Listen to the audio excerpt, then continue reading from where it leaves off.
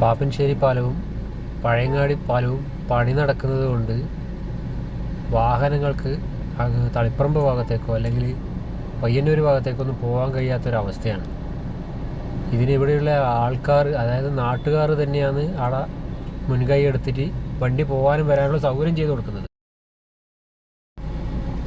അവരെ വാക്ക് മാനിക്കാനും ഒന്നിനും നിൽക്കുന്നില്ല. അങ്ങോട്ടും വരുന്നതും പോകുന്നതല്ല ഒരു വഴി കൂടിയാണ്. ഇതിനെന്തെങ്കിലും ഒരു നടപടി ഉദ്യോഗസ്ഥരുണ്ട്, അതായത് പോലീസ് ഉദ്യോഗസ്ഥരുണ്ടെങ്കിൽ ഏറ്റവും നല്ലതാണ്. അവരെ വാക്ക് കൃത്യമായിട്ട് കേൾക്കുമല്ലോ. അതിനുള്ള എന്തെങ്കിലും ഒരു നടപടി ഉണ്ടാക്കണം സാർ.